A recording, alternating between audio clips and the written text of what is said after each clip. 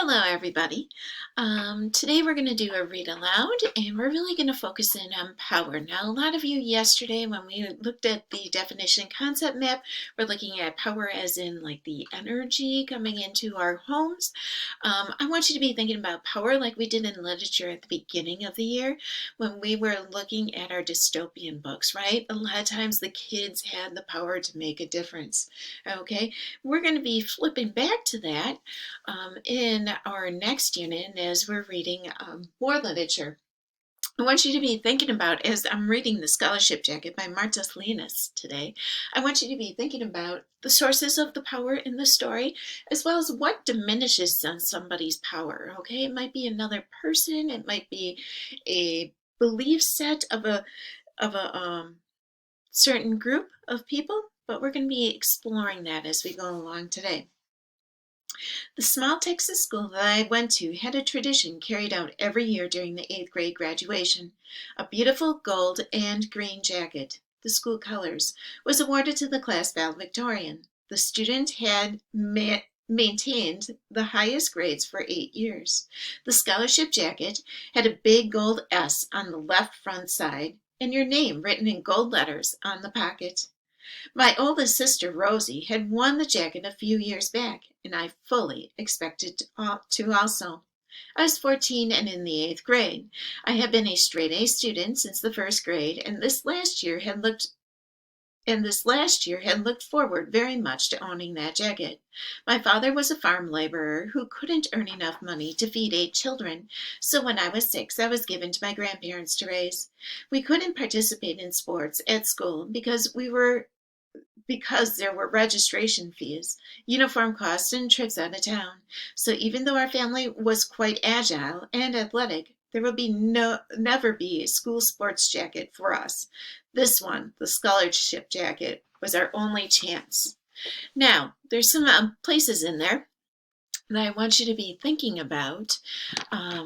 Where's the power? How is she feeling empowered? And maybe where is she diminished? Take a second and take care of that.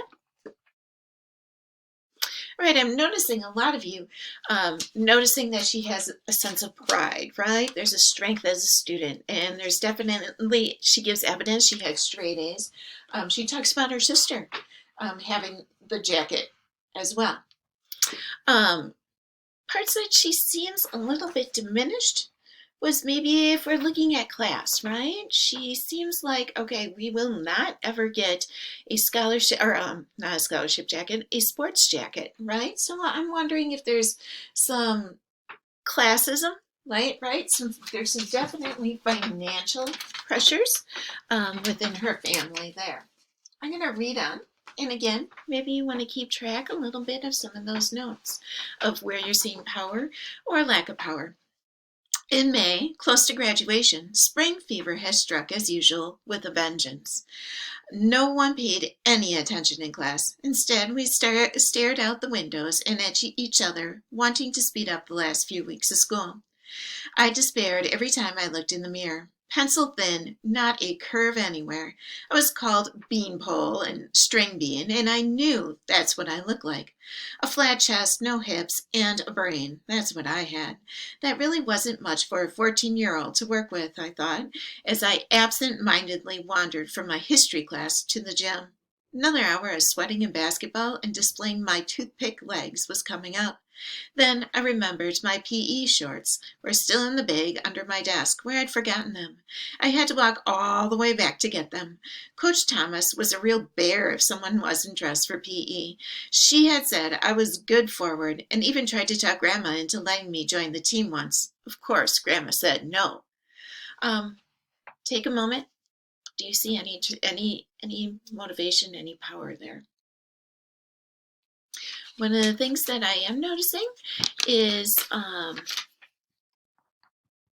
little bit of down on herself, right? She calls herself like a string bean, beanpole, flat-chested, a little bit of a maybe a gender norm, that she's not fitting those gender norms, and I'm feeling she's feeling a little less power because of that, and a little less sure of herself, a little less confidence. Let's continue reading on. I was almost back at my classroom door when I heard voices raised in anger, as if some sort of argument. I stopped. I didn't mean to eavesdrop. I just hesitated, not knowing what to do. I needed those shorts, and I was going to be late. But I didn't want to interrupt an argument between my teachers. I recognized the voices, Mr. Schmidt, my history teacher, and Mr. Boone, my math teacher. They seemed to be arguing about me. I couldn't believe it. I still remember the feeling of shock that rooted me flat against the wall, as if I were trying to blend in with the graffiti written there.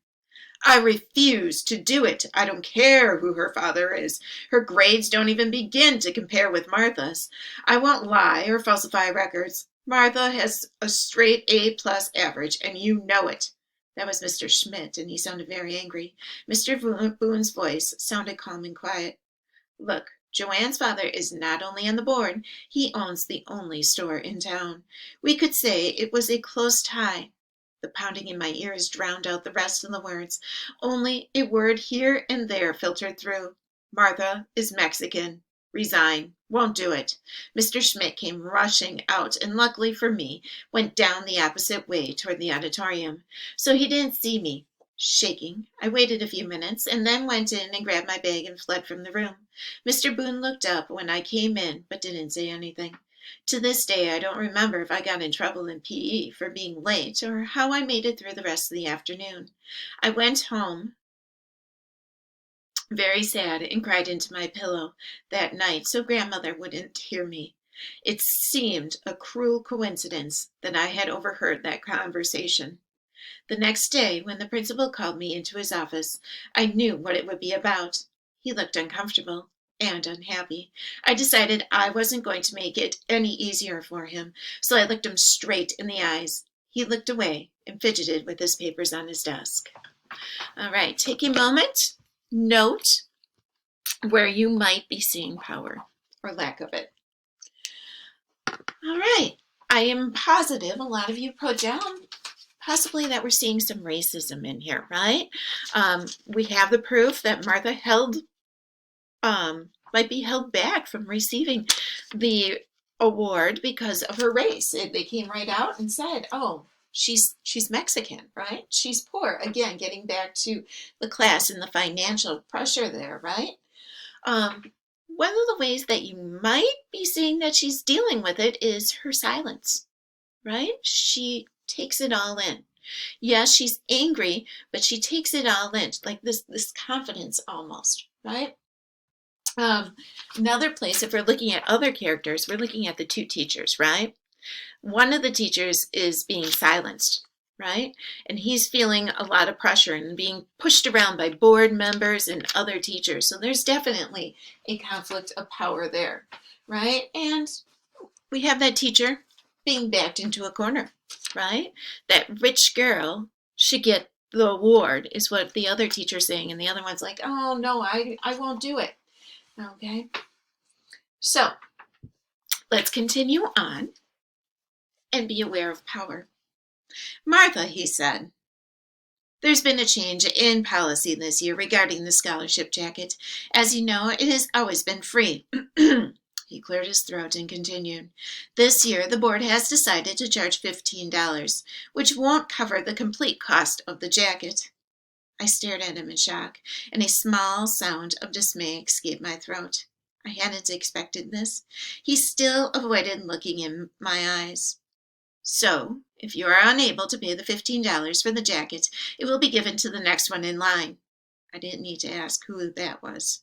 Standing with all the dignity I could muster, I said, "I'll speak to my grandfather about it, sir, and let you know tomorrow." All right. Take a moment. Document.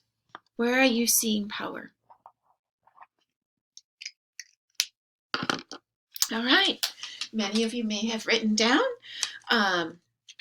Again, she's standing with all the dignity, that she's handling this dignity, and she's handling it in a calm manner. She's not crying. She's not throwing a fit. She's like, "I am going to go and try and handle this." All right. When she's speaking with the principal, and she's like, "I'll go talk to my grandfather." And I'm wondering if that's coming from somewhere. Is that coming from strong role models? Where is it coming from? again, I like how stoically she's handling the principal. I mean, here's somebody that, generally has more power than a student, and she's holding firm. She's strong. She's holding it. She's being almost stoic in a way. Um, One way that maybe we're not seeing it is this, because I'm making a connection. I am thinking a lot about in our U.S. history, how people were denied the right to vote because they didn't pay taxes, or they were expected a voting tax and things like that. So I'm wondering if there's something to do with that. So again, I'm going back into the classism, financial pressure. This reminds me of our literary nonfiction unit with all the isms, isn't it? I'm also wondering, is she being silenced for a reason? All right, I'm going to read another section here. Martha, sorry. All right, we're going to continue on to the next video. I can only videotape a certain amount of minutes, so we're going to move on to the next video in a moment.